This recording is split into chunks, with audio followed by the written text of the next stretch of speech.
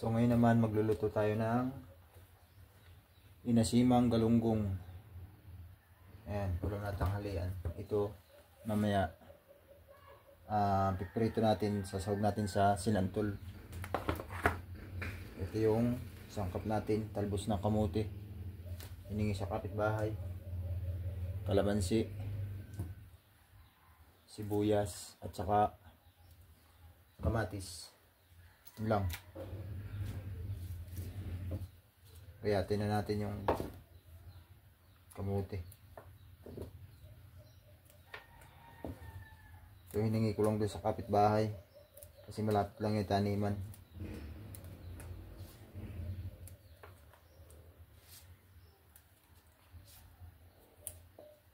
Ayan. Ulam natin tanghalian.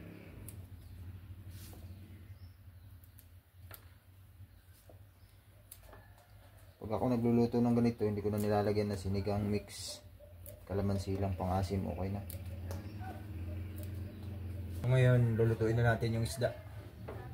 Saklang tayo ng tubig.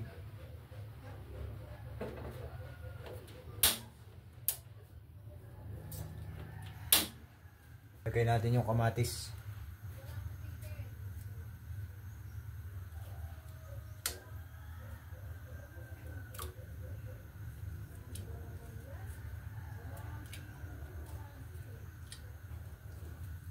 Yung sibuyas.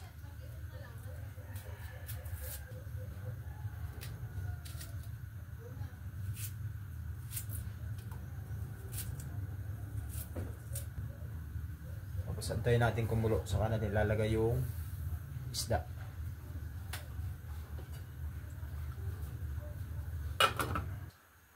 Lagay natin yung isda kasi kumukulo na yung tubig. Antayin lang natin maluto, saka natin lagay yung talbos.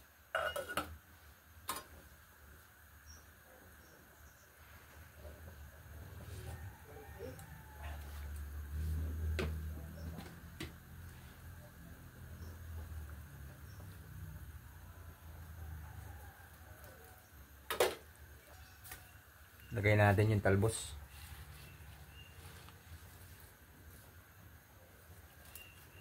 Kasi ano lang naman to, isang kulo lang, luto na yung talbos. Luto na yung isda eh.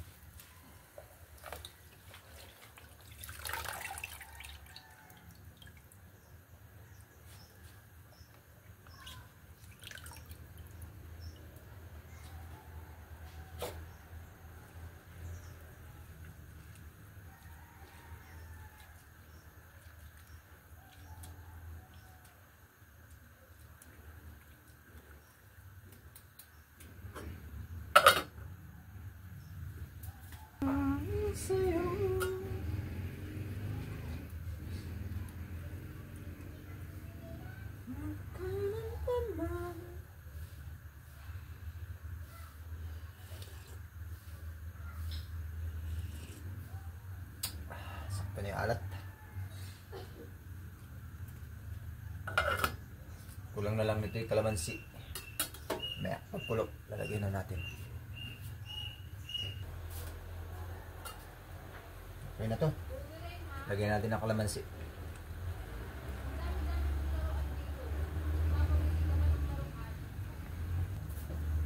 Ito na.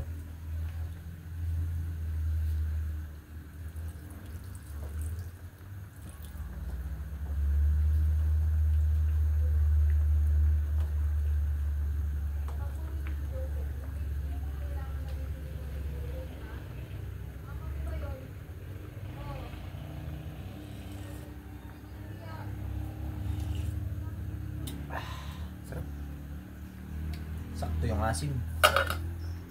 Pwede na itong patayin. Roland. Maya, magprito naman tayo.